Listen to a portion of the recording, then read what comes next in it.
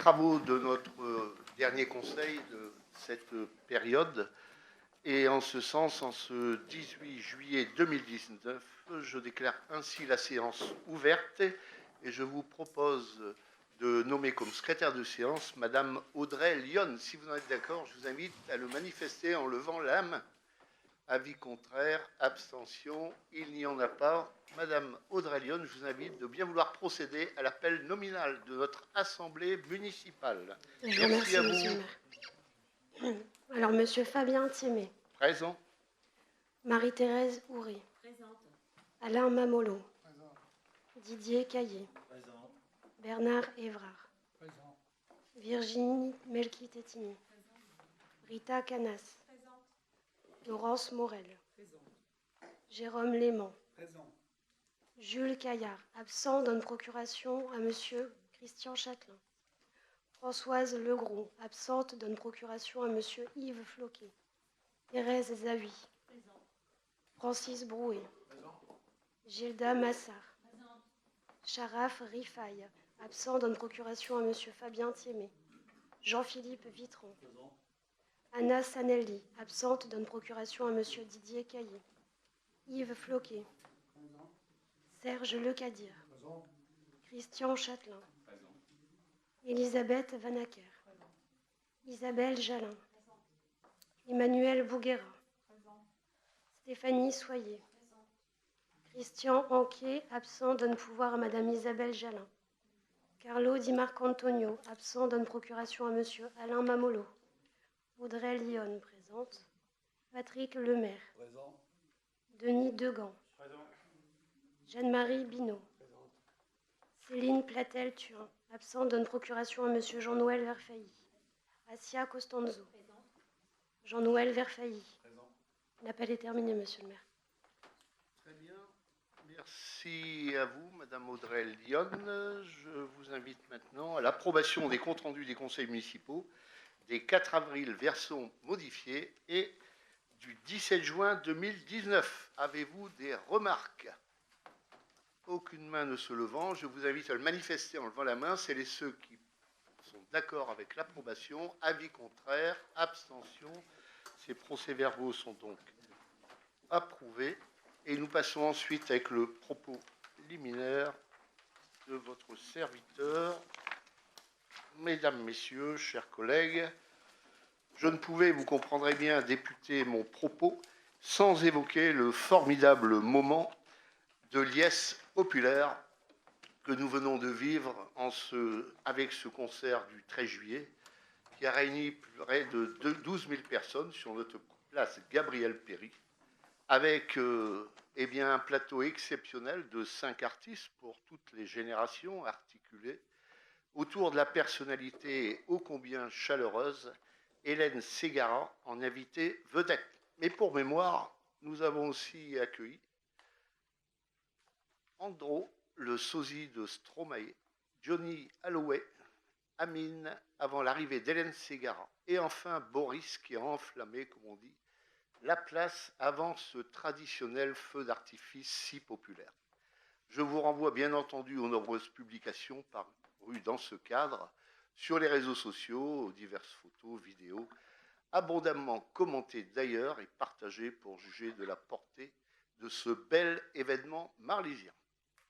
Le lendemain, lors du défilé du 14 juillet, nous nous sommes rendus ainsi au Monument aux Morts pour le traditionnel dépôt de gerbes, avec ce moment de recueillement à la mémoire des victimes de tous les conflits à travers les différentes époques.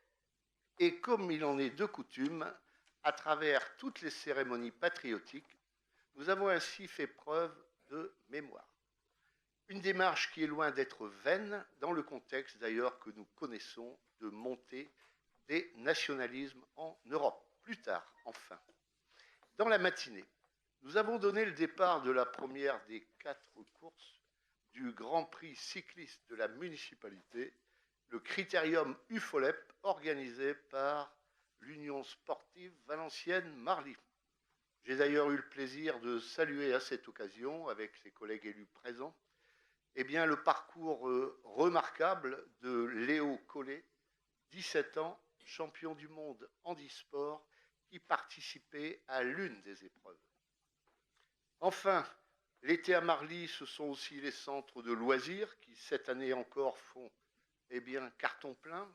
800 places vont ainsi et sont dès à présent proposées en juillet-août, réparties entre eux les 3 bases dédiées aux 2-11 ans, les lieux d'accueil et de loisirs de proximité, les LAP pour les 11-17 ans, le club ado et le passeport loisirs, sans oublier les 3 séjours au Grand Jet et les séjours des LAP à Merlimont, Nice et Valras.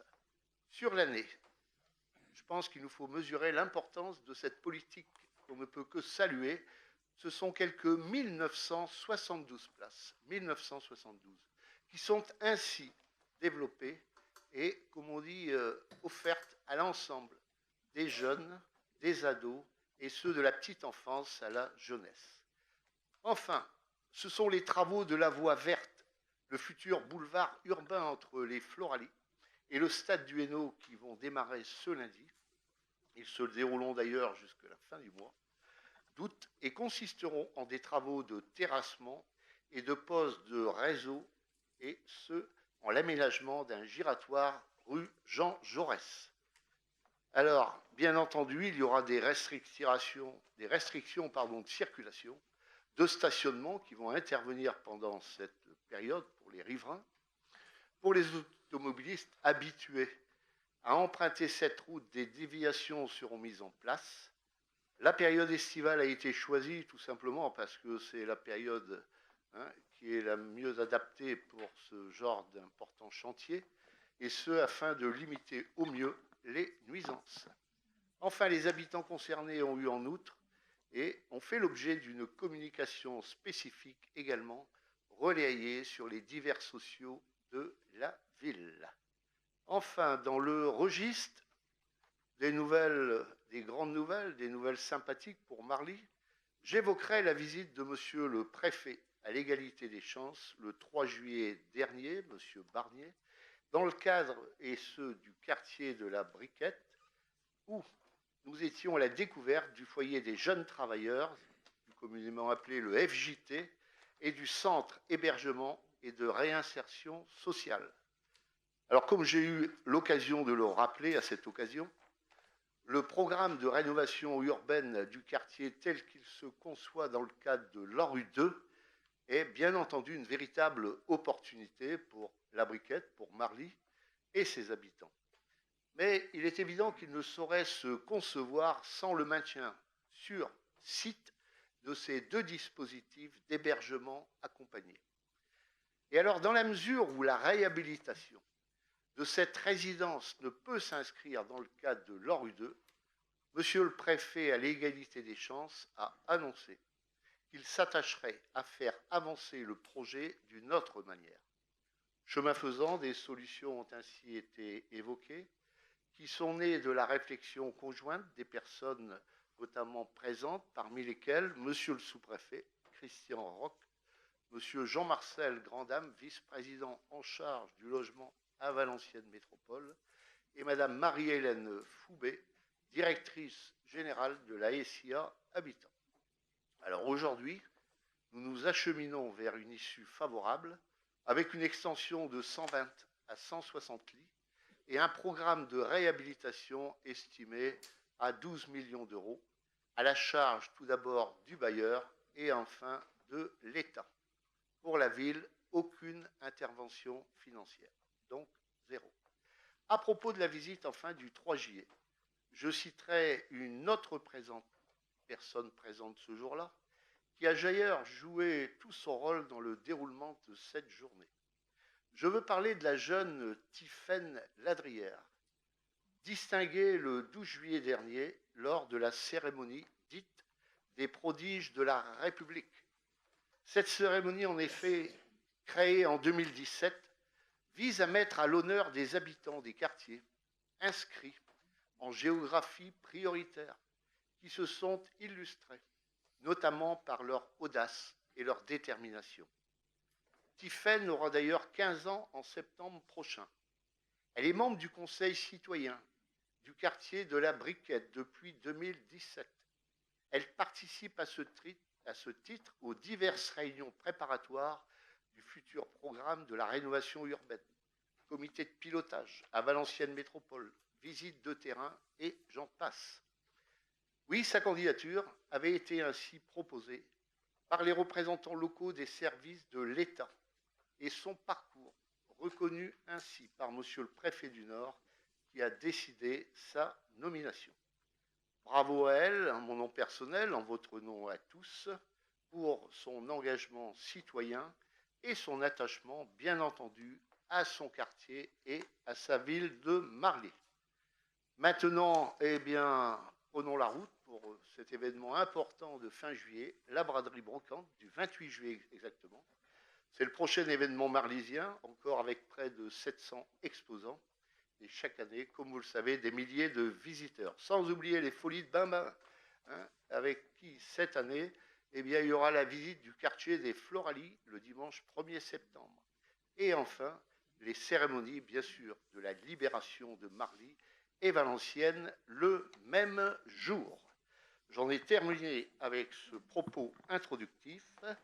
Je voudrais, dans le même temps, vous dire que nous avons sur table un projet de délibération complété qui rentre dans le cadre de l'autorisation de signer les marchés, production et livraison de repas en liaison froide, suite à la commission d'appel d'offres qui s'est tenue hier matin.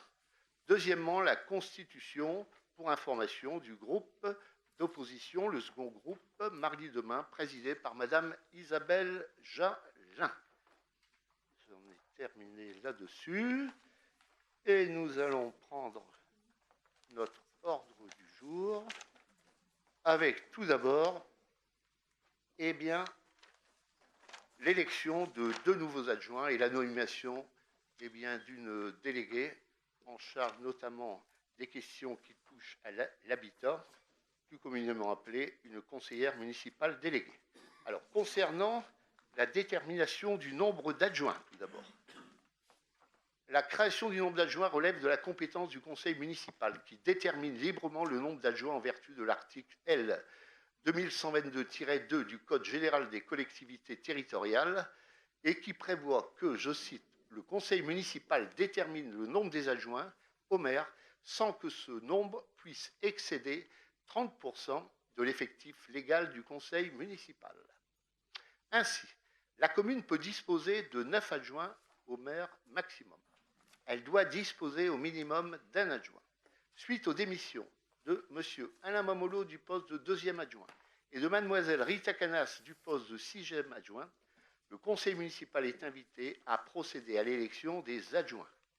Il est précisé que lorsqu'un poste d'adjoint est vacant, l'adjoint nouvellement élu prend naturellement place au dernier rang dans l'ordre des adjoints et chacun des autres adjoints remonte d'un rang.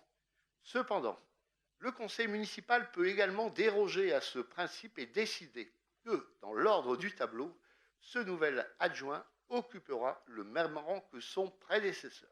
Au vu de ces éléments, eh bien, je propose donc au conseil municipal de remplacer les 2 adjoints démissionnaires, de maintenir à 9 le nombre des adjoints au maire et de décider que, dans l'ordre du tableau, les 2 adjoints qui seront par la suite élus occuperont le même rang que leurs prédécesseurs. Voilà. Je vous propose donc, y a-t-il des interventions sur cette délibération? Avant de passer au vote, celles et ceux qui sont pour l'approuver le manifestent en levant la main. Avis contraire, abstention, merci de cette unanimité.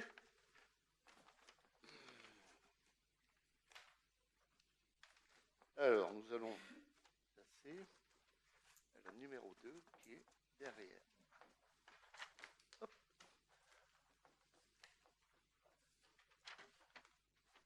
Alors, dans un premier temps, je vous propose donc la formation du bureau d'élection des adjoints avec la désignation du secrétaire et des assesseurs. Je vous propose donc de désigner comme secrétaire Madame Audrey Lyon. Si vous en êtes d'accord, je vous invite à le manifester en levant la main. Celles et ceux qui sont pour le manifestent en levant la main. Avis contraire, abstention. Il y a donc unanimité également. Dans le même temps, pour les assesseurs, je vous propose de désigner Madame Emmanuelle Bouguera et afin de respecter la représentation des différentes sensibilités, pour l'opposition, avez-vous chacun des groupes de l'opposition, donc des deux groupes existants dès à présent, une proposition pour ce bureau d'élection à faire? À vous, Monsieur Verfaillie. Merci, Monsieur le maire. Écoutez, je vous propose la candidature de Monsieur Patrick Lemaire. Monsieur Patrick Lemaire, elle est ensuite pour le nouveau groupe d'opposition. Pas de proposition. Bien. Alors.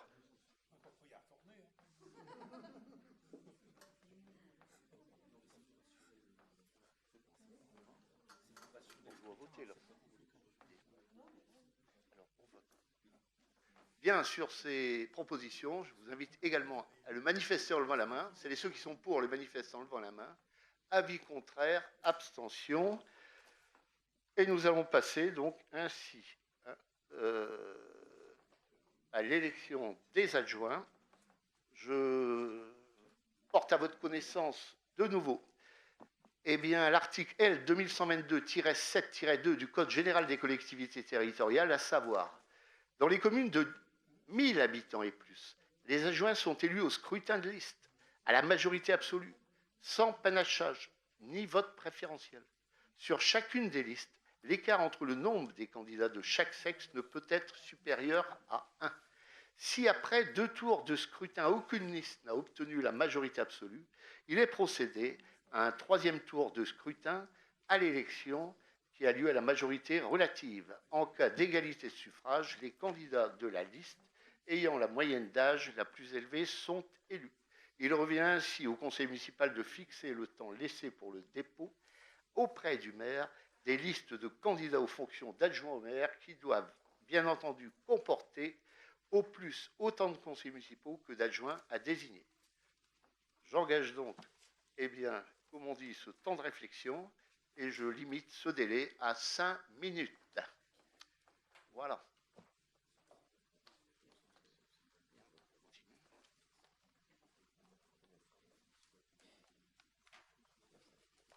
Les groupes d'opposition souhaitent-ils déposer une liste? Non. On ne voudrait pas être réélu.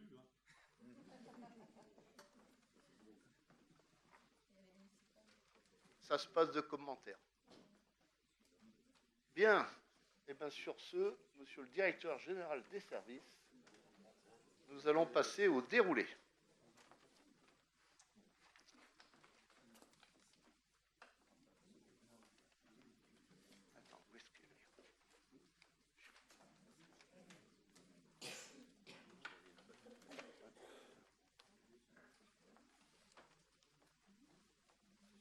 Bon, déclaration de candidature, j'ai donc invité les différents groupes à déposer leurs candidats pour la majorité. Je propose donc une liste d'adjoints au maire de 9 noms. Tout d'abord, avec les remplacements, je ne reviendrai pas sur celles et ceux qui sont en place et dont les missions sont déjà confiées. Mais j'ai donc la candidature à vous proposer de M. Christian Châtelain comme adjoint au maire. Et deuxièmement, de Madame Thérèse Zaoui. Alors, je propose qu'on fasse passer une corbeille, et puis qu'on remette, monsieur le DGS, je vous donne cette mission afin de procéder à l'élection en toute transparence de ces 2 nouveaux adjoints.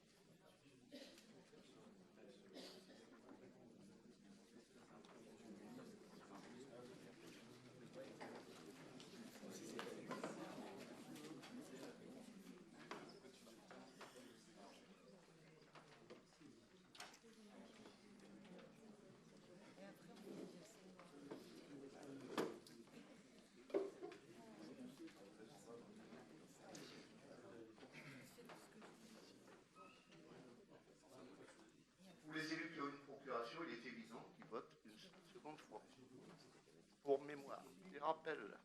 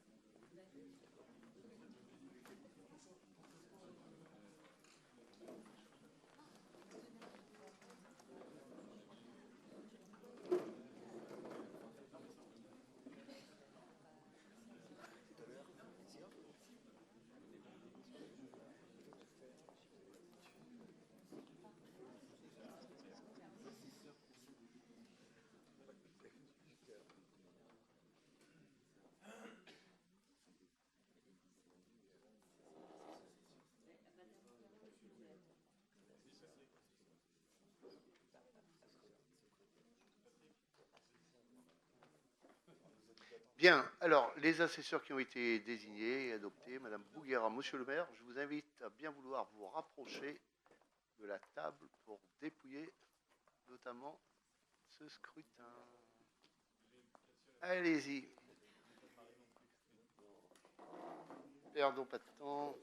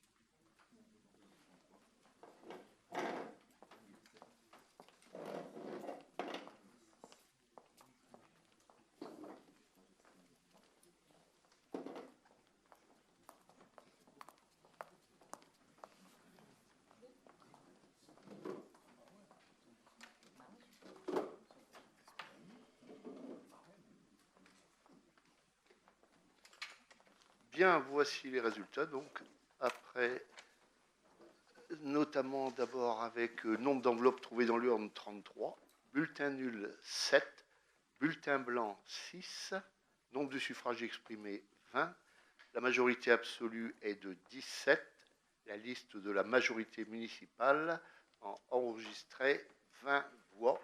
Je déclare donc élu monsieur, dans l'ordre, Christian Châtelain et madame Thérèse Zaoui, à qui je veux, en tant que maire et au nom de toute l'équipe municipale, dans son ensemble, adresser nos félicitations les plus chaleureuses et nos encouragements dans les missions qui vous sont ainsi dès à présent confiées. Et on peut les applaudir.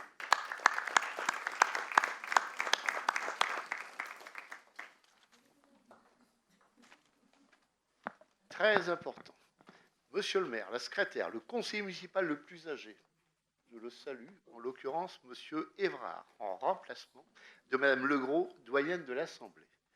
Et les assesseurs sont donc invités, bien entendu, en fin de séance, à signer les 2 exemplaires du procès-verbal d'élection et de la feuille de proclamation, notamment, et ce, je le répète, à la fin de notre assemblée délibérante. Nous passons ensuite à l'information des délégations.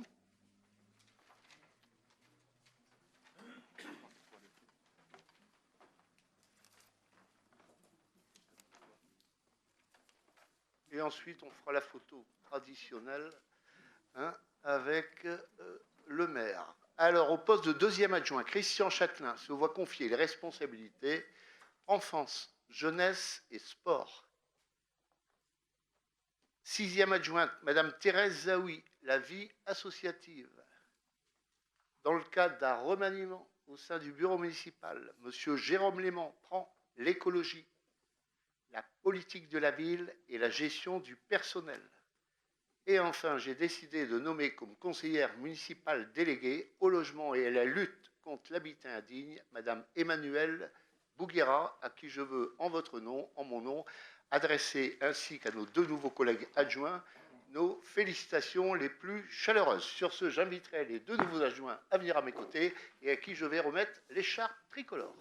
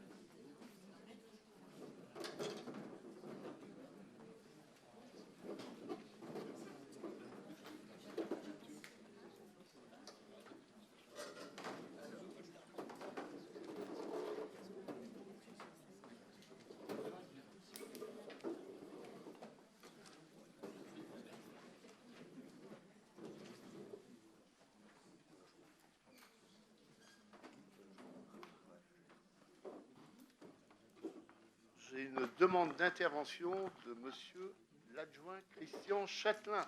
À vous, monsieur Châtelain, cher Christian. Merci, monsieur le maire.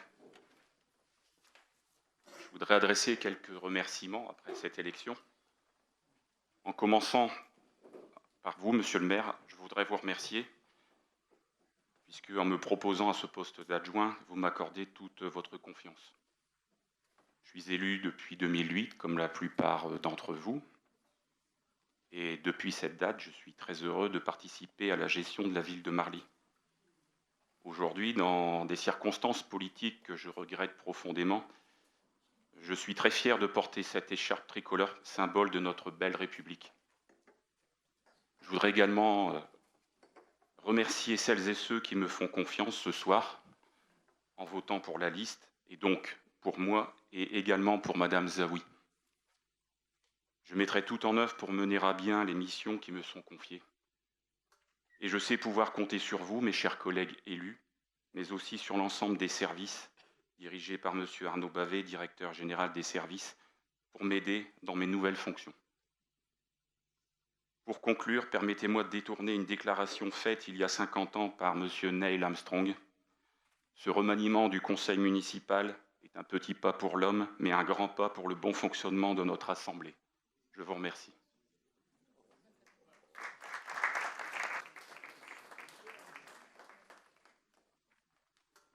Et dans la foulée, Madame Thérèse Zaoui. À vous, chère Thérèse. À toi. Merci, Monsieur le maire. Monsieur le maire, mes très chers collègues, je tenais à vous remercier de la confiance que vous me témoignez en me déléguant cette très grande responsabilité. Investi depuis de nombreuses années à vos côtés, je mesure tout à fait l'importance de cette mission que vous me confiez. J'aurai à cœur de la mener à bien. Notre commune compte plus de centaines d'associations qui renforcent son dynamisme et sa richesse culturelle. Les Marlysiennes et les Marlysiens ont ainsi accès à des activités de qualité dans tous les domaines, culturels, loisirs, sportifs, cadre de vie. Je serai à leur écoute pour qu'elles puissent continuer à travailler dans les meilleures conditions. Vous pouvez compter sur mon engagement. Je serai particulièrement fière de travailler à vos côtés. Merci à tous.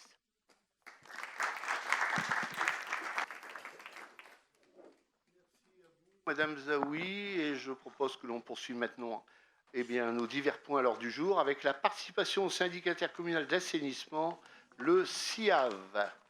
En ce sens, je rappelle au conseil municipal que la participation de la ville de Marly au syndicat intercommunal d'assainissement de Valenciennes, le SIAV, s'élève à 300 794 € pour l'année 2019. Il s'agit là de notre contribution à l'abondement du budget eau pluviale 2019 du SIAV. Je vous invite donc à maintenir cette contribution fiscalisée pour l'année 2019. Y a-t-il sur cette question des demandes d'intervention? Aucune main ne se lève. Celles et ceux qui sont pour les manifestants levant la main. Avis contraire, abstention. Merci à vous. La participation toutes mes excuses. Nous passons ensuite avec Madame Emmanuelle Bouguera concernant la demande de garantie d'emprunt par Habitat Hauts-de-France avec une question qui touche à l'allongement notamment de ces demandes. À vous, Madame Bouguera. Monsieur le maire.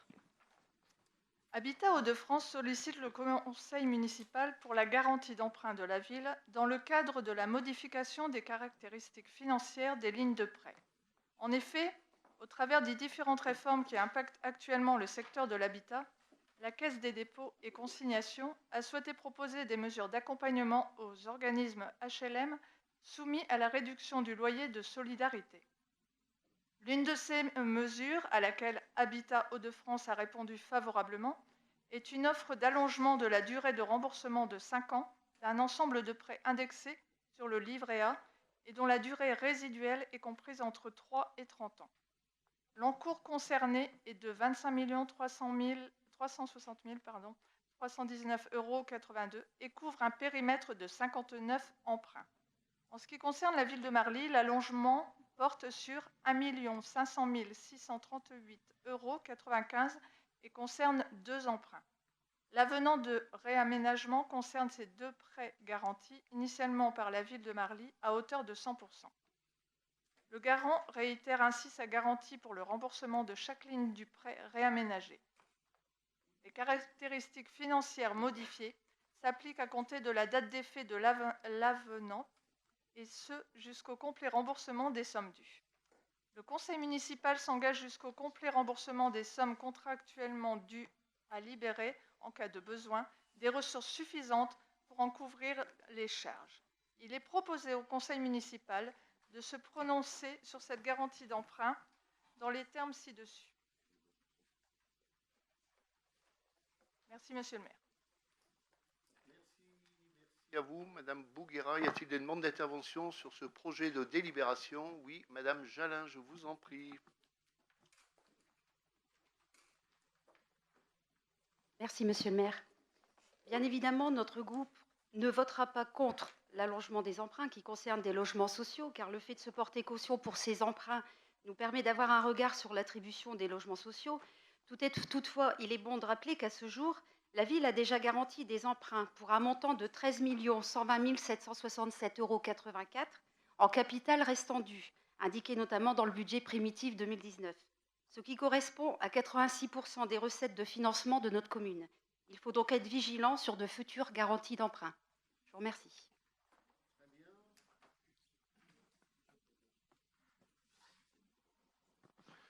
Oui, il est évident que là, on est dans le cadre de la politique, notamment du logement, qui devient compétence dans ce domaine, et donc accordé à Valenciennes Métropole, il n'y en aura donc plus. Oui, Monsieur Verfailly, je vous en prie. Maire. Moi, j'aurais une question par rapport à la santé financière en fait, de Habitat Hauts-de-France, parce qu'on sait qu'en ce moment, les bailleurs sociaux sont en difficulté. Donc, comme ils saisissent cette opportunité offerte par la Caisse, est-ce que ça signifie qu'ils sont dans un état financier difficile ou pas? Est-ce que vous avez des informations sur ce sujet? Non, des échos qu'on a, on n'a aucun problème. On n'a pas écho de problème tout particulier avec notamment ce bailleur des Hauts-de-France qui a investi ici il y a quelques années, sous mon prédécesseur d'ailleurs. Et deuxième aspect, pas d'écho particulier négatif en ce qui me concerne, en ce qui nous concerne en même temps, puisque j'associe la majorité. Voilà. Pas d'autres demandes d'intervention. Je propose que l'on passe aux voix celles et ceux qui sont pour le manifeste en levant la main. Avis contraire, abstention. Nous passons ensuite avec Madame Marie-Thérèse Ourel-Udrol concernant la convention avec la Direction régionale des finances publiques des Hauts-de-France pour la mise à disposition de personnel. Je pense notamment plus précisément au nettoyage des locaux. À vous, Madame Marie-Thérèse Ouret. Merci, Monsieur le maire. La commune de Marly met à disposition de la TRIF un agent communal pour assurer le nettoyage des locaux à raison de 7 heures par semaine du centre des finances publiques situé avenue Henri Barbus, et ce, avec l'accord préalable de l'intéressé. Il est donc proposé au conseil municipal d'autoriser Monsieur le maire ou son représentant à signer la convention annexée à la présente délibération pour la mise à disposition d'un agent communal afin d'assurer le nettoyage des locaux du centre des finances publiques avenue Henri Barbus. Voilà, Monsieur le maire. Très bien, merci. Merci à vous, Madame Le Drôle. Y a-t-il des demandes d'intervention sur cette délibération? Avec tout notre soutien, bien entendu, auprès des personnels des perceptions. Comme vous le savez, on s'oriente nationalement vers un regroupement des perceptions, ce qui fait que pour le Valenciennois, toutes seront supprimées. Il n'en restera qu'une qui sera située pour les années 2020, 21, 22 à Wallers-Arambert. Voilà. Problème pour les personnels. Deuxièmement, bien entendu, la question de la proximité qui sera posée. Je passe aux voix celles et ceux qui sont pour le manifeste en levant la main. Avis contraire, abstention. Et nous passons ensuite avec, et après la commission d'appel d'offres qui s'est tenue pas plus tard qu'hier matin, une autorisation de signer les marchés concernant la production et la livraison de repas en liaison froide. En 2015, la ville de Marly a passé un marché de services pour la production et la livraison des repas, de la restauration collective en ce qui concerne les scolaires, la petite enfance, l'accueil de loisirs et les repas à domicile, et ce, au sein de sa cuisine centrale. Le contrat arrive à échéance le 31 août 2019. À cette fin, la ville a d'ailleurs missionné, après mise en concurrence, un AMO, assistant à maîtrise d'ouvrage, le cabinet Agriat Conseil situé à Paris afin d'assister la ville dans la passation du nouveau marché. Un groupe de travail et de réflexion a été créé afin d'étudier les divers scénarios s'offrant à notre ville de Marly pour la gestion de ce service. Il a ainsi été retenu le lancement d'un marché de fourniture. À titre indicatif, le nombre actuel de repas, tout confondu, est d'environ 116 000 repas. Le présent marché, composé d'un lot unique, est un accord cadre marché à bon de commande, sans montant minimum ni maximum, lancé en procédure adaptée, conformément au code de la commande publique. Le marché est là passé pour une période d'1 année à compter, du 1er septembre 2019, et ce, renouvelable 3 fois sur 4 années. Le cahier des charges, quant à lui, a notamment mis en avant la loi Egalim d'octobre 2018, dite loi alimentation pour l'accès des usagers à une alimentation saine, durable et accessible à tous, avec des produits de qualité à hauteur de 50%, dont 20% de produits bio, dans les assiettes au plus tard le 1er janvier 2022. À Marly, intégration dès la rentrée de septembre 2019, là de 25% et non 20% comme imposé par la loi, de produits bio, et une montée progressive annuelle de 30 à 50% d'alimentation durable avec des produits labellisés et issus des circuits courts. Ainsi, il sera mis en place une restauration responsable avec une sensibilisation à la lutte contre le gaspillage alimentaire et un engagement sur le volet du développement durable, notamment, et ce, en liaison avec le conditionnement des repas. L'objectif principal de notre ville de Marly étant celui de la qualité. Qualité des repas, qualité des produits, qualité du service rendu aux usagers, enfin, la procédure impliquait bien entendu une phase d'audition et de négociation. C'est ainsi que la commission d'appel d'offres, réunie le 17 juillet 2019, a jugé à l'unanimité économiquement la plus avantageuse l'offre de la société Happy Restauration située à Thian, avec à la clé sur 4 années, toute forme, repas, investissement confondu en économie, une économie de 800 000 euros. 800 000 euros. Et donc, à titre d'information, le prix unitaire du repas pour le scolaire sera compris entre 2,92 € et 3,15 € TTC et 7,80 € TTC pour le portage à domicile. Sans oublier 3,80 € TTC pour la petite enfance.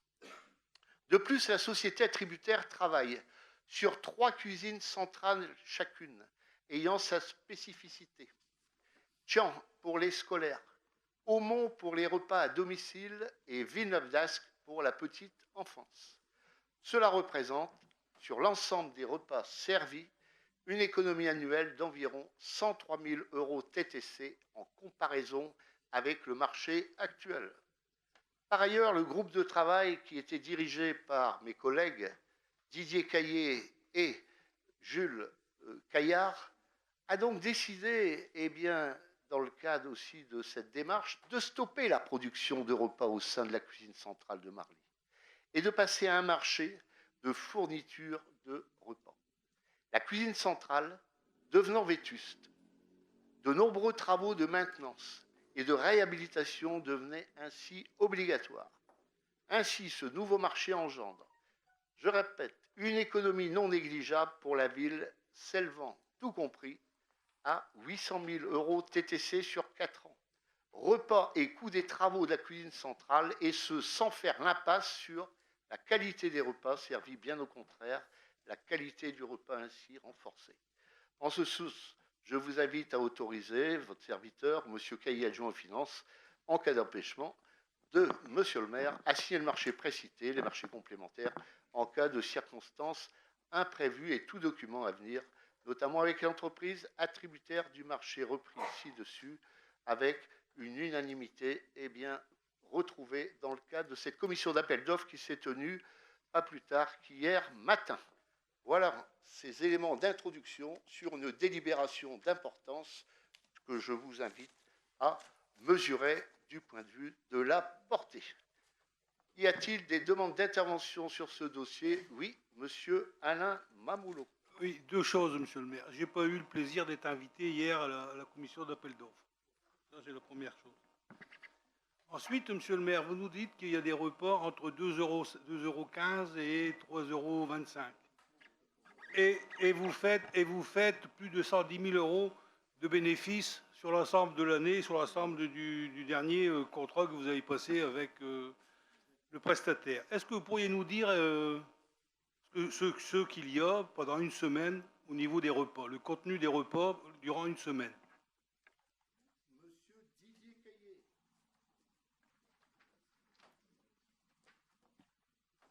Oui, merci, monsieur le maire. À la première question, monsieur Mamolo, comme quoi vous n'avez pas été invité, je tiens à votre disposition le récépissé de la boîte mail sur lequel vous figurez. Vous avez eu le mail avec la réunion d'hier matin, le 11 juillet à 15h33. Le jour, voilà, donc il faut... Bon, vous n'avez peut-être pas lu votre mail, mais c'est là, je pourrais vous le donner, c'est incontestable. Hein. Donc ça, c'est la première réponse. Alors, la deuxième réponse, si vous pouvez me rappeler un peu votre question.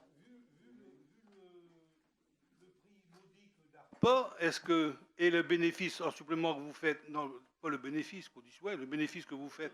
L'économie. L'économie, oui. Donc ça va, espérons que ça va alimenter l'autofinancement.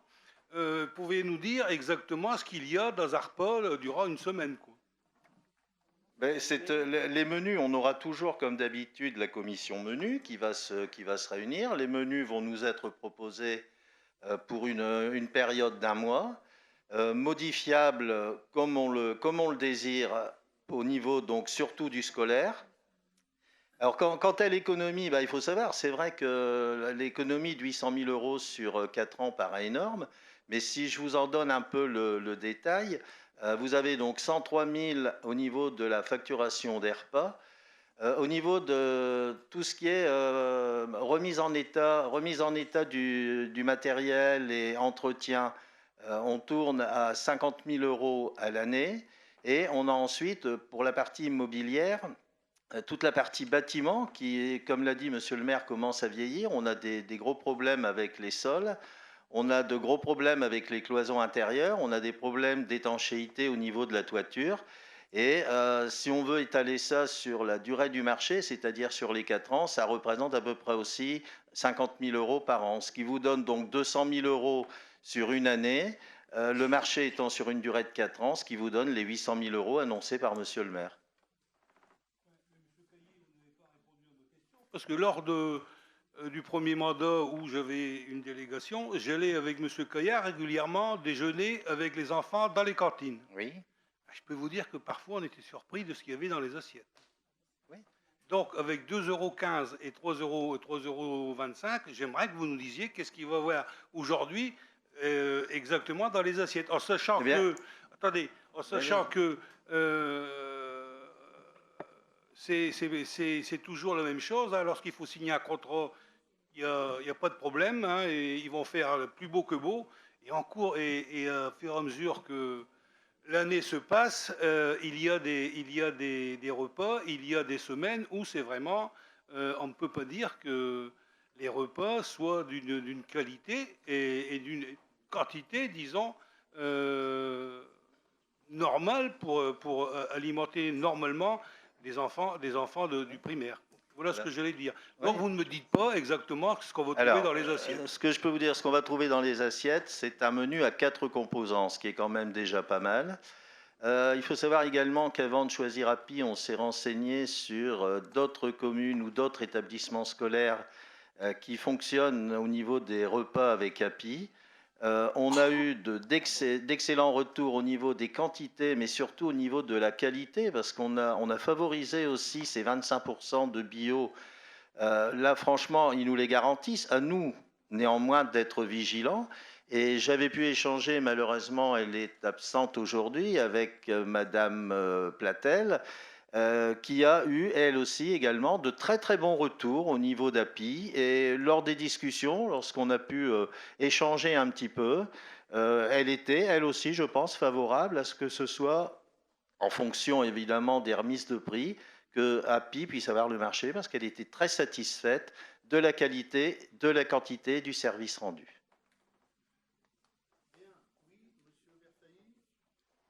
Merci.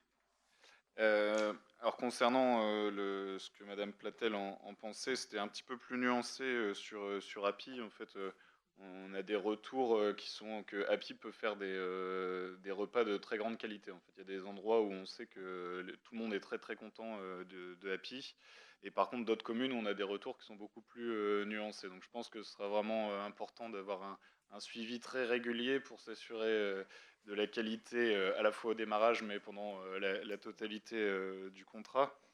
Je pense que, à titre personnel, et puis enfin, l'ensemble de notre groupe, on a un regret tout de même qu'on ne produise plus nos repas sur place. On comprend bien le côté budgétaire de la remise, du coût de la remise en état de notre cuisine centrale. Néanmoins, c'est quelque chose qu'on regrette parce que on fait du bio, de la production locale, ce genre de choses. Mais chaque jour, on va faire venir une partie des repas de Villeneuve d'Ascq, de Maubeuge et de Thian. Donc bon, quand on voit la route, la 25, entre Lille et Valenciennes, on se dit que quand même en termes d'émissions qui vont être produites par tous les véhicules et autres, c'est quand même pas terrible non plus sur la partie développement durable. Donc bon, par rapport à ces regrets, nous, on s'abstiendra sur cette délibération, et avec la possibilité d'évoluer au fur et à mesure selon la qualité qui sera proposée aux enfants. C'est une abstention tout à fait bienveillante. Je vous propose, moi, d'adresser, j'ai demandé au service, là, dès demain, les menus de la semaine, et ceux dès demain, à chacun des élus, sur le DGS. Deuxièmement, qu'il y ait une délégation qui se rende, avec les 33, mais représentatifs des groupes, qu'on puisse organiser des visites avec la prise du repas, avec les enfants, pour pouvoir vérifier, comme on dit, concrètement, la qualité au repas, notamment des repas en provenance d'API. Troisième aspect, j'invite quand même à ce côté essentiel qui ressort de ce débat. Il y a quand même, dans bien des communes et des collectivités, la qualité avec API. Deuxièmement, l'économie additionnée par rapport aux investissements qui s'imposaient par rapport au coût des repas, une économie sur 4 ans de 800 000 €, qui n'est pas, comme on dit, une mince affaire, et donc pas négligeable. Sur ce, je vous invite à passer aux voix, celles et ceux qui sont pour le manifeste en levant la main. Abstention. Alors, 20 voix pour et 13 abstentions. Nous passons ensuite avec M. Jérôme Lemont pour une délibération relative à la mise en place d'un cycle annualisé. À vous, M. Lemont. Merci, Monsieur le maire. Merci, Monsieur le maire. Donc, vu les décrets et lois afférents, et considérant que plusieurs services du pôle des politiques éducatives et sportives ont un rythme d'activité qui réclame une annualisation du temps de travail, considérant l'avis du comité technique en date du 11 juin 2019. Alors, l'annualisation consiste à la mise en œuvre d'un cycle annuel de travail. Elle répond à un double objectif, de répartir le temps de travail des agents pendant les périodes de forte activité et de libérer pendant les périodes d'inactivité ou de faible activité, de maintenir une rémunération identique tout au long de l'année, c'est-à-dire y compris pendant les périodes d'inactivité ou de faible activité. Ainsi, les heures effectuées au-delà de la durée hebdomadaire de travail de l'agent dont le temps de travail est annualisé pendant les périodes de forte activité seront récupérées par ce dernier pendant les périodes d'inactivité ou de faible activité. Les collectivités peuvent définir, c'est un point important, librement les modalités concrètes d'accomplissement du temps de travail dès lors que la durée annuelle de travail et les prescriptions minimales suivantes prévues par la réglementation sont respectées. Vous avez vu les différentes prescriptions, effectivement, c'est la loi en vigueur en termes de gestion aussi des personnels. Donc la durée annuelle légale de travail pour un agent travaillant à temps complet est fixée à 1607 heures, soit 37 heures hebdomadaires. La durée quotidienne de travail d'un agent ne peut excéder 10 heures, sauf pour des circonstances exceptionnelles. Aucun temps de travail ne peut atteindre 6 heures sans que les agents ne bénéficient d'une pause dont la durée doit être au minimum de 20 minutes. L'amplitude de la journée de travail ne peut dépasser 12 heures. Les agents doivent bénéficier d'un repos journalier de 11 heures au minimum. Le temps de travail hebdomadaire, heures supplémentaires comprises, ne peut dépasser 48 heures par semaine, ni 44 heures en moyenne sur une période de 12 semaines consécutives. Les agents doivent disposer d'un repos hebdomadaire d'une durée au moins égale à 35 heures et comprenant en principe le dimanche. L'annualisation du temps de travail est une pratique utilisée pour des services alternant des périodes de haute activité et de faible activité. Donc, pour des raisons d'organisation et afin de répondre au mieux aux besoins des usagers, il est proposé à l'Assemblée d'instaurer pour certains services du pôle des politiques éducatives et sportives des cycles de travail annualisés. Donc, pour le service petite enfance, poste animateur, directeur, que ce soit sur le temps scolaire ou périscolaire, service petite enfance, poste d'auxiliaire de puéricultrice, d'éducateur de jeunes enfants, directeur de structure, service jeunesse, poste d'animateur de directeur, service sport, poste d'éducateur territorial des activités physiques et sportives. Voilà, vous avez en fait les différents points qui sont énumérés pour la mise en œuvre de l'annualisation. Il est donc proposé au conseil municipal d'adopter les principes de mise en œuvre de l'annualisation présentée. Voilà, monsieur le maire.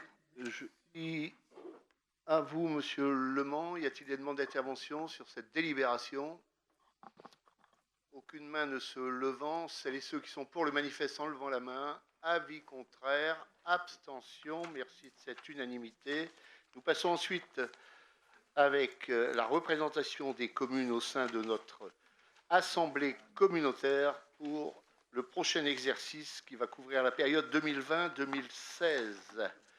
Il est proposé à travers cette délibération d'approuver la représentation des communes au sein de la communauté sur la base d'un accord local pour le mandat communautaire 2020-2026 selon le tableau ci-après. Alors cette nouvelle représentation des communes au sein de Valenciennes Métropole s'appliquera bien entendu à compter du prochain mandat sous réserve de son adoption par la majorité qualifiée des conseils municipaux et de sa validation par arrêté préfectoral. Donc normalement, le nombre de sièges selon la répartition de droit commun pouvait nous amener, en ce qui nous concerne, comme d'autres communes, Marly, Saint-Saulve, Vieux-Condé, Condé, à n'avoir que 4 délégués, mais en accord et sur proposition du président de notre communauté d'agglomération, on maintient le statut existant, à savoir pour Marly et les communes de même strate, 5 délégués. Y a-t-il des demandes d'intervention sur ce sujet? Celles et ceux qui sont pour le manifeste en levant la main, avis contraire, abstention. Et nous passons ensuite avec monsieur Jérôme Lemans sur une convention de prestation de services mutualisés, conseiller en énergie. À vous, monsieur Lemans. À toi, Jérôme. Merci, monsieur le maire. Dans le cadre du plan climat et du schéma de mutualisation, Valenciennes Métropole a proposé aux communes du territoire de mutualiser un poste de conseiller en énergie afin d'aider les communes n'ayant pas les ressources internes suffisantes à mettre en place une politique énergétique maîtrisée et à agir concrètement sur leur patrimoine pour réaliser des économies. 14 communes ont donné leur accord de principe pour bénéficier de cette prestation de service. Donc les modalités de la coopération pour les communes intéressées, vous voyez, via une convention de prestation de services jointe en annexe sur la base d'une contribution annuelle de la commune fixée à 65 centimes d'euros par habitant pour une durée déterminée de 3 ans qui permettra à la collectivité de mettre en place une véritable stratégie opérationnelle de maîtrise de ses consommations et de recours aux énergies renouvelables. Les communes seront facturées annuellement au terme échu. Cette prestation sera assurée par un conseiller en énergie recruté par Valenciennes Métropole. Les missions de prestation de service, ce conseiller en énergie apportera un accompagnement technique personnalisé aux communes bénéficiaires, ainsi qu'à Valenciennes Métropole pour ses opérations communautaires, pour ses collectivités. Le rôle du conseiller en énergie sera de réaliser un état des lieux techniques et organisationnels de leur patrimoine. Sur la base de l'état des lieux, établir un plan d'action pluriannuel contribuant à l'atteinte des objectifs nationaux en ciblant les bâtiments à rénover prioritairement, les accompagner pour leur projet de rénovation globale du patrimoine prioritaire et de développement des énergies renouvelables, les aider à rechercher des financements, à monter des dossiers, suivre et analyser leur consommation d'énergie, les accompagner pour la mise en place des mesures ne nécessitant pas ou peu de dépenses, animer les actions de sensibilisation. Il est proposé au Conseil municipal d'approuver la convention de prestation de services jointe régissant les modalités de coopération et les missions du conseiller en énergie mutualisée entre Valenciennes Métropole et la commune de Marly, d'autoriser Monsieur le maire ou son représentant à signer la convention de prestation de services jointe et toutes les pièces nécessaires à l'exécution de la présente délibération et de prévoir les crédits nécessaires au budget. Merci Monsieur le maire. Merci Monsieur Lemans, merci Jérôme. Monsieur Verfailly, je vous en prie. Merci, monsieur le maire. Je trouve ça relativement intéressant. Après, je suis un petit peu dubitatif quand même par rapport au fait qu'il y ait un conseiller pour 14 communes. Je pense que c'était l'année dernière ou il y a 2 ans, on a fait une imagerie thermique sur Valenciennes Métropole. Et ça montrait que, quand on regardait par exemple Marly, il y a beaucoup de bâtiments communaux qui étaient bien rouges. Et on peut imaginer que dans les 14 communes, la plupart des bâtiments communaux qui ont été construits il y a assez longtemps sont tous plus ou moins des passoires thermiques. Donc il va falloir quand même que ce conseiller recruté soit assez balèze pour réussir à fournir un conseil qui soit réellement utile et pertinent pour l'ensemble du patrimoine de 14 communes. Je pense que ça paraît un peu compliqué. Bon, après, voilà, je pense que d'après ce qu'on a pu calculer, ça va coûter 7 500 € à la ville de Marly. Donc c'est modeste et toute aide sera la bienvenue. Je pense qu'on faudra prioriser un petit peu les bâtiments qui seront concernés par les demandes auprès de lui. Donc bon, un peu dubitatif, mais en tout cas favorable parce que ça va dans le bon sens. Très bien. J'ai participé aux réunions. Hein, au départ, on était aussi dubitatif dans le sens où on est 35 communes hein, dans l'agglo, donc pour le coup, et donc il y a une règle qui a été fixée. C'est les communes se sont portées candidates, mais une règle pour limiter la population totale des communes à 50, en privilégiant les plus petites communes qui ont moins de techniciens. Il s'avère que pour moi, on a eu la chance d'être intégré dans ce lot. En fait, je crois qu'on doit être même presque la dernière commune à être intégrée dans le lot. Il y en a d'autres qui n'ont pas voulu pour des raisons ou autres. Et je pense que c'est intéressant aussi en termes de demande de subventions, parce que il y a des choses qu'on maîtrise pas forcément par rapport en fait à nos différents partenaires financiers, notamment l'ADEME. Et donc, pour nous donner ces orientations-là, et puis bon, au sein des services de la commune, nous avons quand même aussi des techniciens qui pourront accompagner. Il ne va pas venir tout seul et qui pourront accompagner cette personne. Mais on verra, et je pense qu'ils vont prendre quelqu'un d'un bon niveau de connaissance à ce niveau-là, et surtout des dossiers pour pouvoir solliciter les financements nécessaires. Très bien. Je me propose c'est de transmettre votre demande d'intervention que je partage auprès de notre président d'agglo pour voir si auprès de l'organisme concerné, il puisse effectivement y avoir un renfort qui ne pourra que aider à la bonne gestion de ce dossier et à l'attente notamment des usagers. Alors, celles et ceux qui sont pour le manifeste en levant la main, avis contraire, abstention, et nous passons ensuite avec Madame Marie-Thérèse Ouret-Le-Drôle, pour le groupement de commandes relatif à l'achat d'électricité pour les sites C5 ex-Taribleu et l'approbation de la convention constitutive de groupement de commandes. À vous, Madame Ouret. Merci, Monsieur le maire. Dans le cadre de la fin des tarifs réglementés de vente, Valenciennes Métropole a proposé aux communes du territoire, en novembre 2014, de constituer un groupement de commandes pour l'achat d'électricité et de gaz naturel afin de faciliter leur démarche.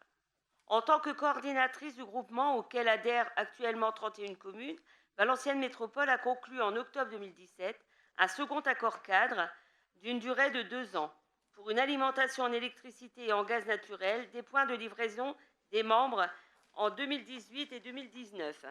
Les communes membres de Valenciennes Métropole et leurs CCAS ayant des besoins en électricité pour les sites C5, c'est l'ex-tarif bleu, en électricité, et pour les autres sites, puissance souscrite supérieure à 36 kg, et en gaz naturel, 3 groupements de commandes distincts seront créés.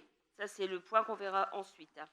Le groupement de commandes de la précédente délibération correspond à l'achat d'électricité pour les sites C5. Ce groupement de commandes devrait permettre à Valenciennes Métropole et ses communes membres et à leur CCAS de réaliser des économies intéressantes. Les objectifs de ce groupement de commandes seront principalement simplifier les démarches administratives des communes et de leur CCAS, s'assurer du respect par le prestataire de la réglementation en vigueur, la recherche d'économies et d'optimisation financière grâce à l'effet volume et un accompagnement technique plus important.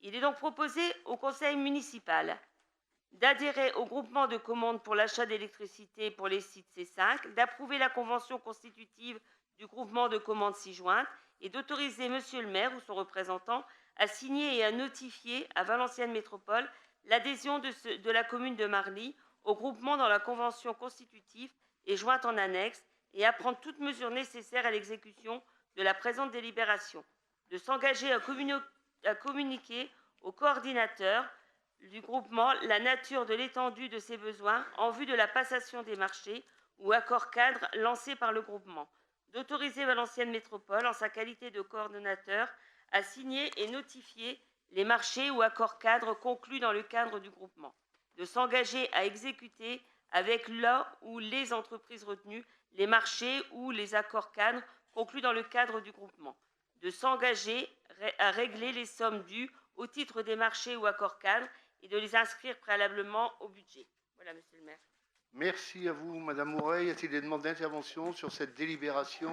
Oui, deux mains se lèvent. Alors, Madame Isabelle Jalin, à vous, je vous en prie. Merci, monsieur le maire. Concernant le groupement de commandes, notre groupe se félicite que Valenciennes Métropole ait pris l'initiative de proposer aux communes membres de constituer des groupements de commandes, non seulement pour l'achat d'énergie, mais également maintenant sur la thématique de l'informatique.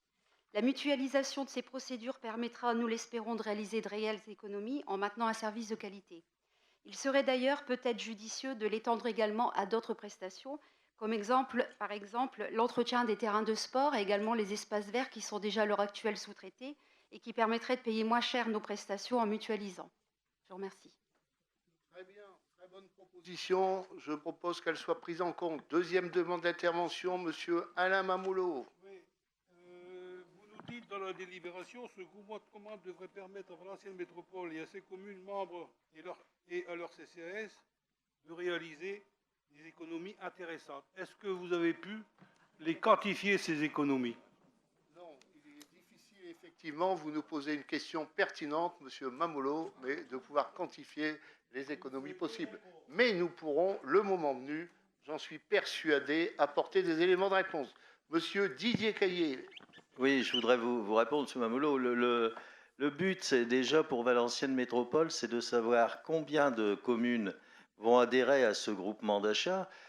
Plus on aura de communes, plus les quantités d'énergie consommées seront importantes et plus les prix sont bas. Donc pour l'instant, on ne sait pas le nombre de communes adhérentes donc à cette mutualisation.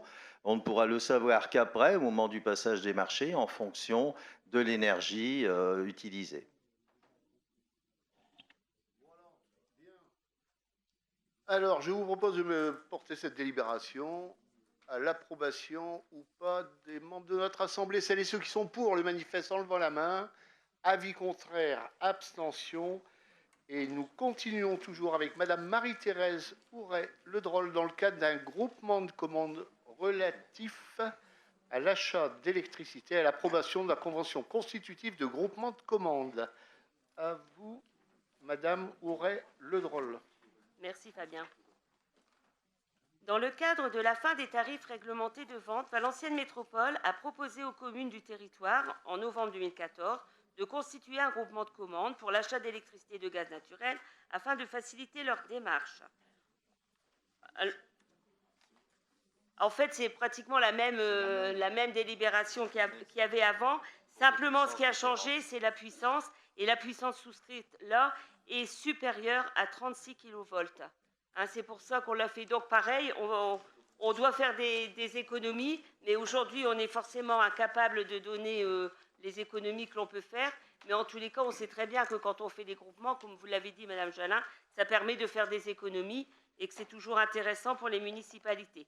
Donc, il est proposé au conseil municipal d'adhérer au groupement de commandes pour l'achat de l'électricité, d'approuver la convention constitutive du groupement de commandes ci-jointe, d'autoriser Monsieur le maire à signer et à notifier à Valenciennes Métropole l'adhésion de la commune de Marly au groupement dont la convention constitutive est jointe en annexe et à prendre toutes mesures nécessaires à l'exécution de la présente délibération, de s'engager à communiquer au coordinateur du groupement la nature et l'étendue de ses besoins, d'autoriser Valenciennes Métropole en sa qualité de coordinateur à signer et notifier les marchés ou accords cadres, de s'engager à exécuter avec la ou les entreprises retenues les marchés ou les accords cadres conclus dans le cadre du groupement et de s'engager à régler les sommes dues au titre du marché ou accord cadre et à les inscrire préalablement au budget. Madame le maire. Merci à vous, Madame Marie-Thérèse Houret. Oui, je vous en prie, Monsieur Verfailly, et ensuite Mademoiselle Canas. Je comprends qu'on ne puisse pas avoir de prix tout à fait par rapport au volume, mais là, c'est un renouvellement de l'accord cadre auquel nous, je pense qu'on n'adhérait peut-être pas encore avant, et là, on prend part maintenant. Mais donc, on peut avoir une idée quand même de combien Valenciennes Métropole achetait dans l'ancien accord cadre par rapport à nous, notre prix d'achat. Ça nous donne quand même une estimation des économies potentielles, non? Très bien. Je poursuis les interventions. Mademoiselle Canas. Je pense que mon intervention, elle va être dans la même réflexion que pose M. Verfailly. Enfin, depuis tout à l'heure, vous dites que c'est difficile, mais on sait dans un budget, il y a une ligne électricité, on sait combien on dépense chaque année, notamment sur le compte administratif. On l'a voté dernièrement. Et donc là, il y a une proposition, je pense qu'elle est certainement intéressante, mais quand on fait une proposition, une collectivité, c'est comme un particulier. Quand on vous fait une proposition de contrat, on fait un pour et un contre, on fait une évaluation, on fait des estimations, on fait des plans sur pluriannuels de voir les économies qu'on peut réaliser.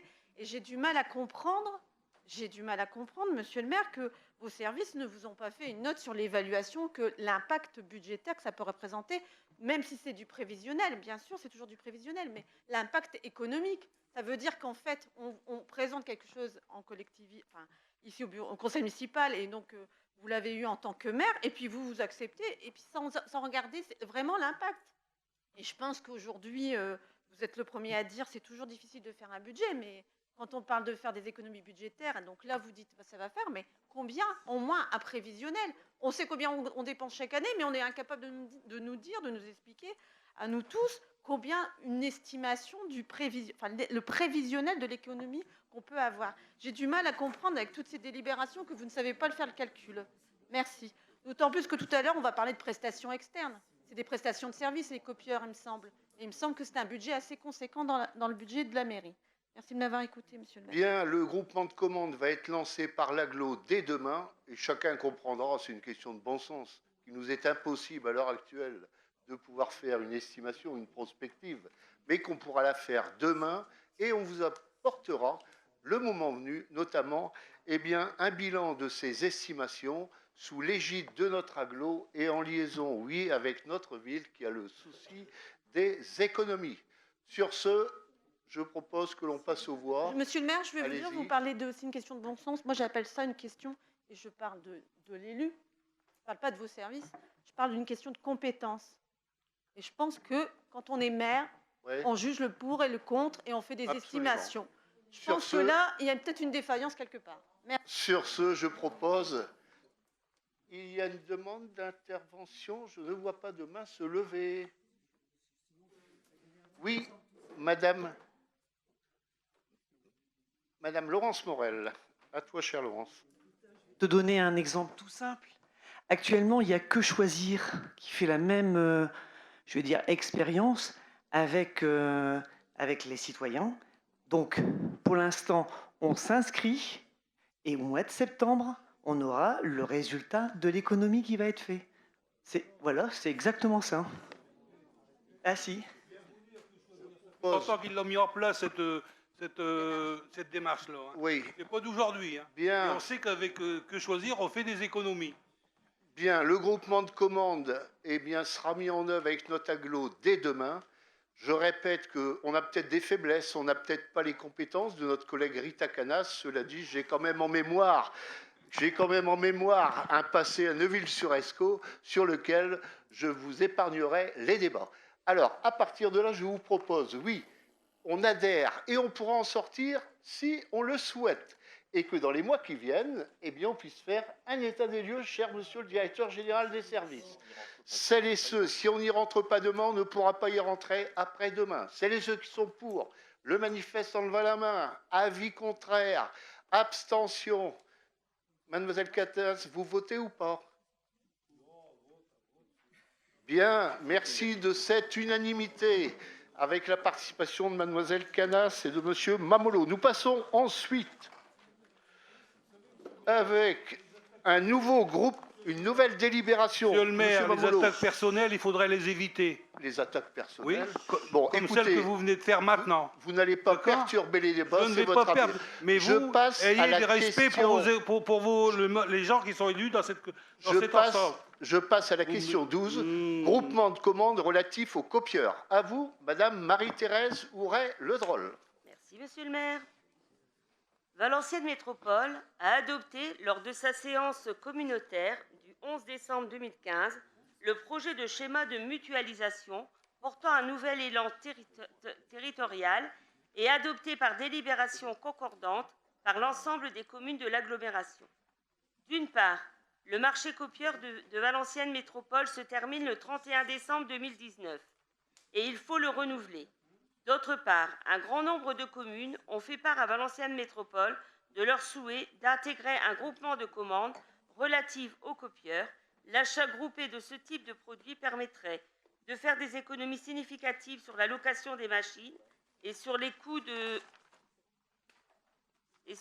fonctionnement, consommables, coûts à la page, de mettre à disposition des matériels de qualité et adaptés aux besoins, de proposer des nouveaux services, d'adapter et de mieux contrôler les usages, de proposer un service après-vente réactif et de qualité. Ainsi est proposé à l'ensemble des communes membres de Valenciennes Métropole, ainsi qu'à leur CCAS et d'autres établissements, de monter un groupement de commandes copieurs avec ambition de répondre à l'ensemble des besoins. Dès lors, il est nécessaire d'approuver la convention constitutive du groupement. Celle-ci permet de préciser et d'encadrer la constitution du groupement des commandes sur le fondement des dispositions des articles L. 2113-6 à L. 2113-8 du Code de la commande publique et à définir les modalités de fonctionnement de celui-ci. Le groupement de commandes sera permanent de par la récurrence des besoins d'un copieur. En revanche, chacun des membres de la faculté a faculté à se retirer de ce groupement à la fin de chaque marché passé par le dit groupement.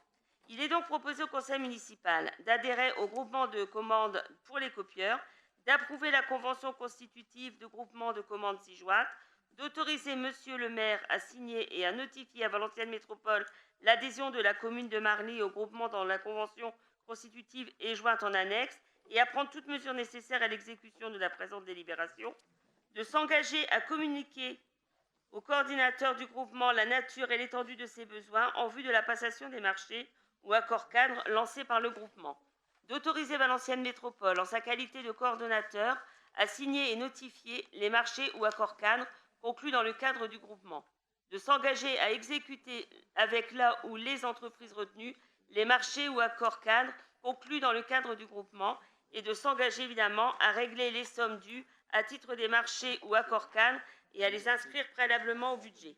Voilà, monsieur le maire. Merci à vous, chère Marie-Thérèse Houret. Y a-t-il des demandes d'intervention? Monsieur Verfailly, je vous en prie. Merci. Écoutez, dans un domaine différent, c'est à peu près la même délibération finalement que la précédente. Alors, moi, je ne remettrai pas du tout en cause votre compétence ou celle de vos services. On comprend bien que quand on achète à plus, on va payer moins cher l'électricité, et là, on va payer moins cher la page. Ça, il n'y a pas de doute là-dessus. Donc, c'est pour ça qu'on a soutenu les précédentes délibérations et qu'on soutiendra également celle-ci. Par contre, comme c'est des reconductions, on a quand même une idée du prix à la page qui est payé par Valenciennes Métropole, comme on a une idée de combien payait Valenciennes Métropole son électricité dans l'achat du groupement. Et je pense qu'on aurait pu avoir une délibération ou au moins une explication de combien la commune dépense dans sa globalité pour les copieurs, combien ça représente à la page et combien dans le marché actuel Valenciennes Métropole réussit à tirer son prix à la page. Donc je pense que c'est quand même des informations qui méritent d'être portées à la connaissance du conseil municipal pour qu'on puisse se prononcer de manière éclairée. Bien. Pour mémoire, notre marché est bien court jusque fin 2020. Deuxièmement, là aussi, on est dans le cadre d'une adhésion et de nécessité de délibérer dans l'immédiat. Et le comparatif, on pourra le faire là aussi après une année d'existence, notamment en liaison avec bien ce que nous vivons dès à présent et l'incidence qu'aura en liaison avec notamment notre agglo. Je vous propose donc que l'on fasse un point fin 2020 et on demandera dès à présent des éléments au sein de l'administration générale de l'agglo afin de répondre à un certain nombre de ces aspects qui touchent à la mutualisation et à l'économie, en vous remerciant du souci qui vous guide de l'économie des finances de notre ville de Marly. Sur ce, je propose que l'on passe notamment aux voix cette délibération du groupement de commandes, celles et ceux qui sont pour le manifeste en levant la main, avis contraire, abstention à l'unanimité. Nous passons maintenant avec une série de subventions.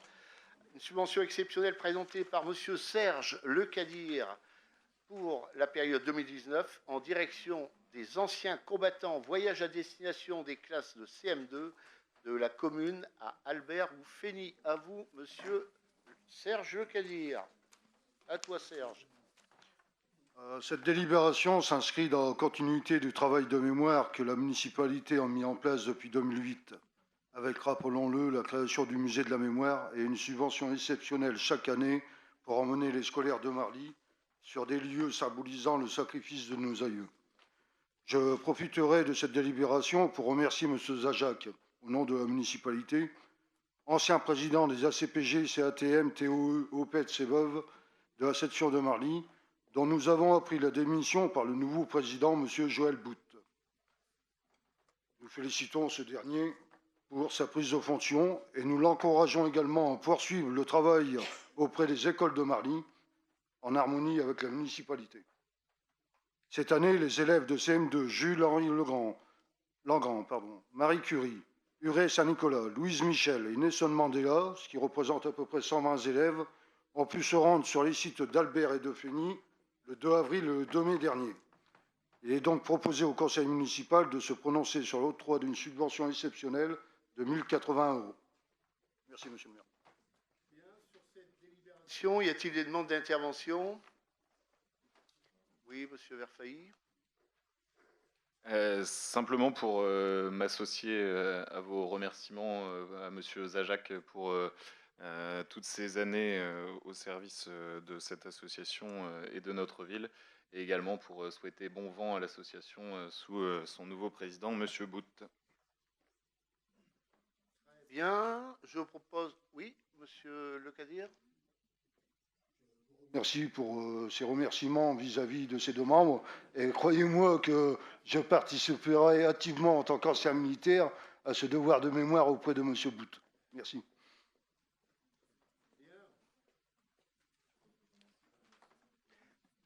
Eh bien, en ce qui me concerne, je m'associe bien entendu aux propos de mes collègues de l'école de notre Assemblée pour souhaiter d'ailleurs une meilleure santé à monsieur, comme on dit, Louis Zajac, et la bienvenue, comme on dit, aux anciens combattants dans le cadre de ses responsabilités de président à monsieur Joël Bout. Sur ce, celles et ceux qui sont pour manifestent en levant la main cette proposition de subvention. Avis favorable, avis contraire, abstention, c'est adopté à l'unanimité. Monsieur Jérôme Léman, avec une subvention exceptionnelle 2019, notamment dans le cadre du golf.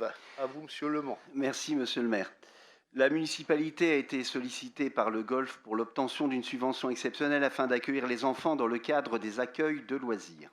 La pratique du golf se veut ainsi plus facile et plus accessible en permettant le développement, la promotion et la démocratisation de ce sport auprès des enfants. Il est donc proposé au conseil municipal de se prononcer sur l'octroi d'une subvention exceptionnelle de 1 800 €. Y a-t-il des demandes d'intervention sur cette délibération? Madame Jalin, pardon, Isabelle. J'aurais 2-3 questions sur cette subvention exceptionnelle. Tout d'abord, j'aimerais savoir à quoi vont servir ces 1 800 €. Ensuite, y a-t-il d'autres associations qui accueillent les ALSSH et ces associations vont-elles également bénéficier d'une subvention exceptionnelle à ce titre? Et troisièmement, combien d'enfants ont pu ou pourront accéder au golf? Merci. Monsieur Jérôme Lemont. Voilà, oui. Alors donc, on parle effectivement de démocratisation en fait de ce sport. Hein. Depuis quelques années, on sait qu'il y a des communes et en lien en fait avec des associations de golf qui essayent de mettre fin un peu aux clichés et puis d'ouvrir ce sport à tous. Je pense que dans certaines région, ça fonctionne. Hein. Là, c'est bête, mais c'est dans le Lyon un exemple qui fonctionne. Donc, comment le golf se démocratise? C'est en communiquant mieux. Donc, pour ça, il faut sensibiliser et il faut que les personnes puissent y accéder. Donc, oui, effectivement, la convention sera pour accueillir les accueils de loisirs. Potentiellement, il y a 2000 personnes qui sont concernées. Après, on verra ceux qui sont intéressés, plus les écoles, et il y aura une journée en fait ouverte aussi au niveau du golf. Voilà, donc ils serviront à cette sensibilisation et à cette démocratisation d'un sport qui est souvent considéré comme un sport inaccessible. Donc la communication et l'accueil des jeunes, et moins jeunes d'ailleurs, permettra à j'espère, cette démocratisation, parce que tout le monde a le droit, je pense, à pouvoir accéder à un sport qui, paraît-il, est très vivifiant, et quand on s'y met, il paraît qu'on s'arrête plus. C'est pour ça, moi, je m'y suis jamais mis, mais on ne sait jamais. Voilà, j'irai peut-être. Y a-t-il des demandes d'intervention sur cette délibération? Madame Jalin, une nouvelle intervention? Vous ne m'avez pas répondu concernant s'il y avait d'autres associations qui accueillaient les centres de loisirs et s'ils allaient avoir également une subvention exceptionnelle. Notamment d'un échange avec un pas important, ça a été rappelé par notre collègue, avec l'ensemble des écoles, au nombre de 11. 2, avec les accueils de loisirs, 1985 enfants et jeunes qui notamment bénéficieront au cours de cet exercice d'une place. Troisièmement, dans le cadre y compris, on ira vers une convention, une journée complète dans le cadre sport pour tous à travers le golf, avec ce souci qui s'intègre dans le cadre de la démocratisation. Troisième aspect, chacun sait qu'en direction du mouvement associatif, ce sont 500 000 € qui sont apportés chaque année. Hein? Sport, association, culture et autres.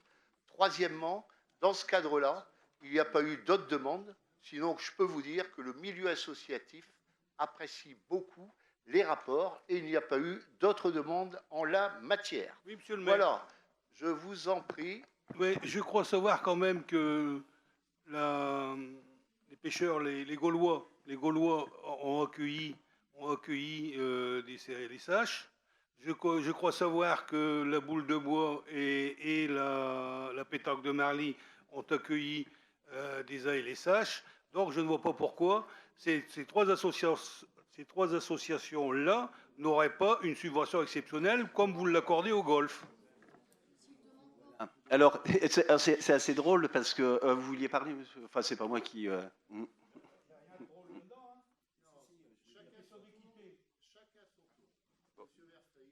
J'imagine, je peux répondre aussi à la question de monsieur Mamolo. A priori, au golf, ça doit être avec un éducateur salarié qui va se charger de faire les formations. Du coup, on peut imaginer que ça a un coût, alors que peut-être qu'à la boule de bois, c'est des membres qui vont faire les prestations. Enfin, peu importe. Après, honnêtement, on a a délibéré il y a quelques mois ou quelques semaines sur un projet très important pour le développement de la ville qui va être l'élargissement du golf. Je crois que pour l'instant on est à 18 millions d'euros chiffrés. Il y a quand même un des risques sur le golf qui est existant, c'est qu'il n'arrive pas à équilibrer son budget parce que c'est des structures qui sont très fragiles. Donc on sait qu'il y aura une subvention d'équilibre qui sera versée par Valenciennes Métropole pendant un certain nombre d'années. Il faudrait que ce soit le moins possible si on veut que ce soit pérenne. Je pense que si pour nous ça tire la commune de Marly, ça veut dire que le golf fonctionne. Et donc initier des enfants à la pratique du golf dès maintenant, ça peut ramener des nouveaux membres dans l'avenir au moment où le golf arrivera. Ça contribuera à l'équilibre financier du golf, ça diminuera la subvention d'équilibre de Valenciennes Métropole et ça diminuera la part de charge publique qui ira dans le golf de Marly. Donc bon, je pense que 1800 € pour payer des éducateurs pour taper dans une petite balle par rapport à la taille du projet et autres, c'est pas très grave. J'ai deux intervenants. Ah, d'accord. Et on s'inscrit pour mémoire. Alors, je disais tout à l'heure, il y a... attaché au règlement intérieur. Je vous en prie, monsieur. Alors, je vous remercie, monsieur Verfailly. Ce que vous allez dire, en fait, j'oserais dire que j'allais le dire, mais non. Donc, ce sont des vrais arguments, effectivement, eu égard, encore une fois, à la démocratisation d'un sport. On ne parle pas de la boule de bois, on ne parle pas des Gaulois. On parle de la démocratisation d'un sport et de la communication. Alors je sais que vous êtes toujours en fait dans le cliché, peut-être que vous préférez que sur les golfs il y ait des gens avec des pantalons en rayures et des polos Lacoste, mais là en l'occurrence il faut effectivement s'ouvrir. Comme dit monsieur Verfailly, il y aura une population quand même beaucoup plus large. S'il y a une population plus large par rapport eu égard au projet à venir, eh ben ça peut effectivement permettre de faire vivre encore mieux ce pôle. Et voilà, donc il ne faut pas tout confondre. On a des associations qui existent depuis longtemps, qui n'ont pas fait de demande dans le cadre des ALSH, comme vous dites, et qui sont aussi subventionnées. Là, en l'occurrence, c'est une première subvention, je dirais dans le cadre d'une convention qu'on va passer pour accueillir des jeunes qui n'ont pas forcément, en grande majorité, la possibilité de pouvoir accéder à ce genre de sport. Alors, si vous êtes contre, c'est... Aux voix. Je pense que d'abord, la question qu'a posée ma collègue Madame Jalin, elle était précise. Je pense qu'il ne faut pas quand même, mais ça c'est une grande habitude, il ne faut pas caricaturer le propos qu'a donné Monsieur Mamolo. Il vit pas dans le passé, je pense qu'il vit dans l'avenir. Je sais que Monsieur Verfailly est un convaincu de l'intérêt et du bienfait du golf, ça je peux comprendre. C'est pas l'histoire d'avoir des éducateurs, c'est pas ça. C'est que Monsieur Mamolo a cité 3 associations qui font un effort, qui ouvrent leurs portes pour faire venir des gamins, pour amener à cette pratique. Est-ce qu'aujourd'hui, on peut poser la question autrement, est-ce qu'il y a une réflexion de la vie municipale, de la mairie, de dire, ben voilà, ces associations font un effort beaucoup plus conséquent, ils n'ont pas demandé de subvention exceptionnelle, ça je sais bien, mais est-ce qu'aujourd'hui, ces associations, on ne fait pas une convention et on ne les soutient pas financièrement un peu plus? Alors, le modèle économique, vous me parlez du golf, de l'extension du golf, etc., ça je peux le comprendre. Encore que le modèle économique, est-ce que c'est le public qui doit combler le futur golf de Marly, même s'il est d'intérêt communautaire, ça c'est un autre débat. Mais moi, simplement, la question, c'était de savoir, est-ce que les autres, elles ont, entre guillemets, un effort financier, enfin un soutien financier plus conséquent de la ville? C'était ça, en fait, la question que posait Madame Jalin, et c'est la manière qu'a posée Monsieur Mamolo. Merci de nous avoir écoutés. Tout simplement, on soutient énormément le mouvement. Nous n'avons pas eu de demande des Gaulois, nous n'avons pas eu de demande de la pétanque, que nous soutenons l'une comme l'autre des assos, sans oublier la boule de bois, sans oublier les Gaulois, tous sont bien subventionnés. On a droit en permanence à des remerciements et à des propos élogieux. Alors je comprends que vous essayez de faire un peu de surenchère, cela dit, il n'y a eu aucune demande. Pourquoi allons-nous devancer des associations qui, dans le même temps, dans ce cadre, se font un plaisir à partir de la subvention annuelle? Et elles sont importantes. Et elles sont, oui, non négligeables. eh bien, d'aller au-delà des demandes. Je pense qu'il y a une centaine d'assos. À partir de là, je ne vois pas comment on va pouvoir gérer, comme on dit, le budget. Je pense qu'il y a un minimum de rigueur à avoir et vivre avec des principes. Alors, sur ce, je propose que l'on passe aux voix, notamment cette demande de subvention, celles et ceux qui sont pour, le manifestant levant la main, avis contraire, merci de cette unanimité. Et nous passons ensuite avec Madame Thérèse Zoï, nouvelle adjointe, à qui je cède bien volontiers la parole pour une subvention exceptionnelle pour l'association Fit Wife.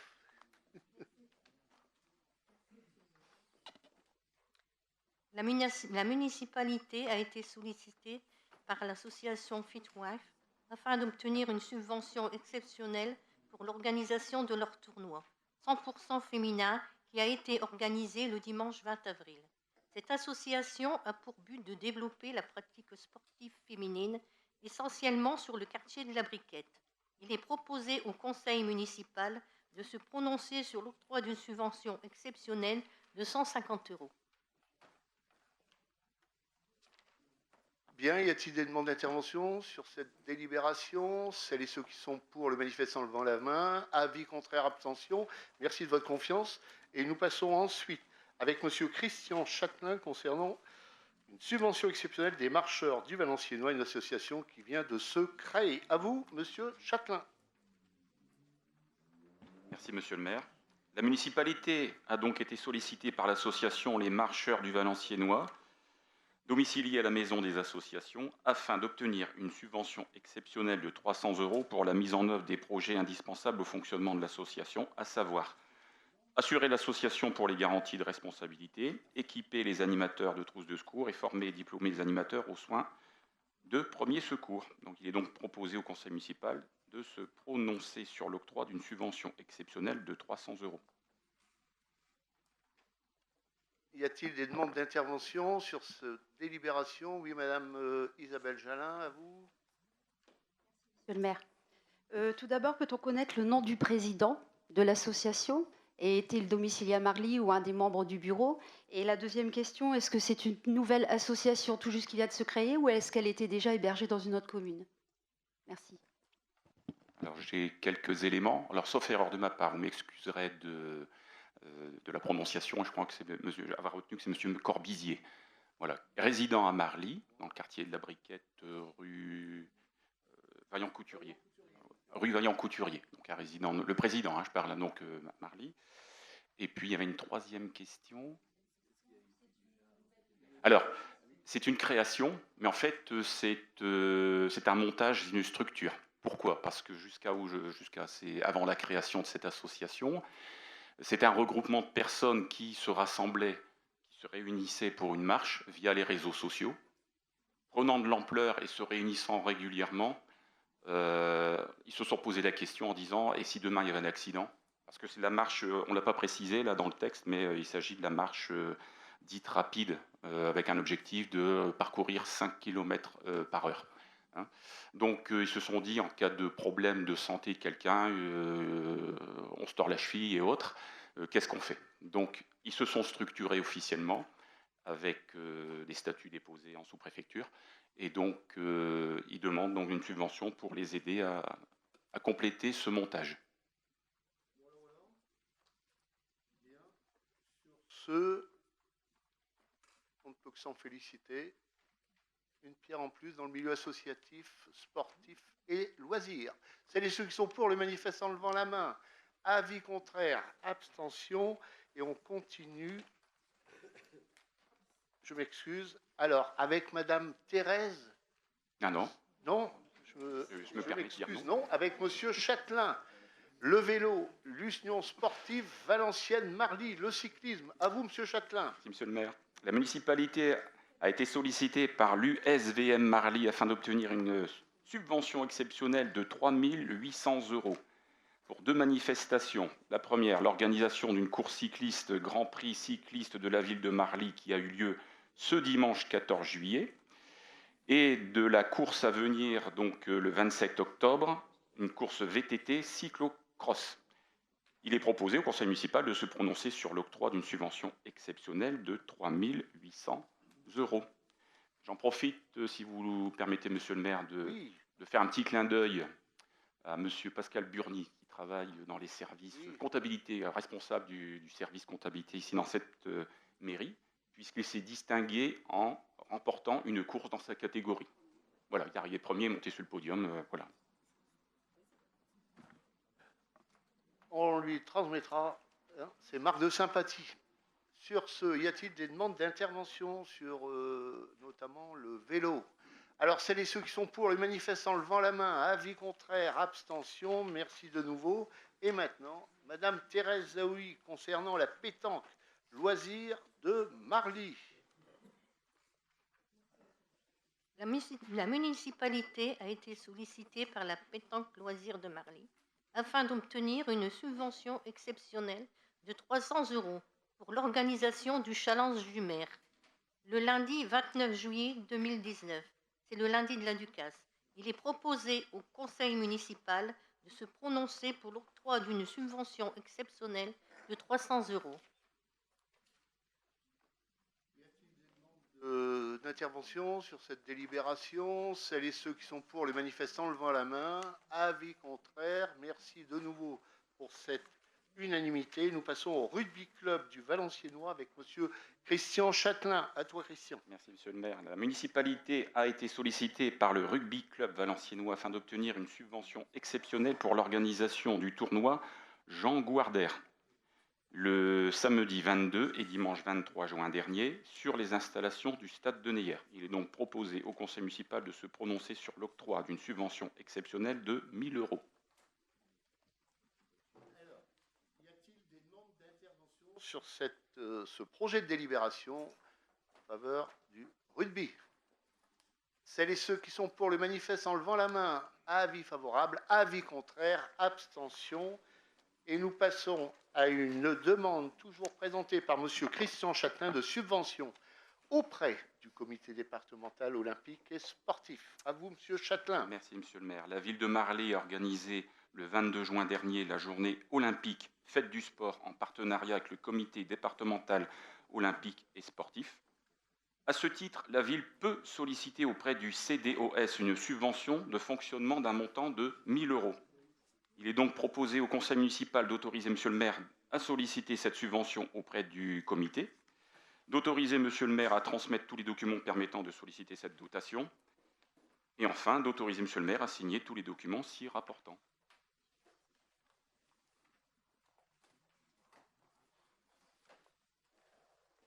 Y a-t-il des demandes d'intervention? Oui, je vous en prie, monsieur Verfailly. Désolé de vous embêter pour la dernière, sur laquelle forcément il n'y a pas de problème, mais ça me fait penser que j'ai été interpellé à plusieurs reprises sur la question, c'est la question du sport qui m'a refait penser à ça, sur le fait que la ville continuait d'arroser les terrains sportifs en fait chaque soir. Et en temps de sécheresse assez intense, alors qu'on voit qu'il y a certaines communes du Valenciennois qui ont parfois plus d'eau au robinet, ça a pu choquer certains riverains, on peut comprendre, même si c'est pas forcément les mêmes nappes phréatiques, mais dans l'idée c'est un peu choquant. Et comme je pense que les saisons sportives d'à peu près tous les clubs qui utilisent les terrains sont terminées, peut-être qu'on pourrait laisser pousser un peu et ne pas arroser pendant la saison estivale pour économiser quelques précieux milliers de litres d'eau de nos nappes. Monsieur Bernard Évrard. Merci, monsieur le maire. Simplement, l'arrosage est fait en dehors des heures de récession. Et nous, oui, donc, il y a des heures où on peut arroser. Donc, mais si c'est nécessaire, parce qu'une pelouse, si vous ne l'arrosez pas qu'elle sèche, quand on va reprendre la saison, il faut bien l'entretenir. On reprend la saison et ils reprennent la saison sur la terre battue. Donc il faut entretenir la pelouse. Donc on arrose pendant les heures de récession. C'est tout. C'est normal. On entretient la pelouse. Voilà, M. Verfailly.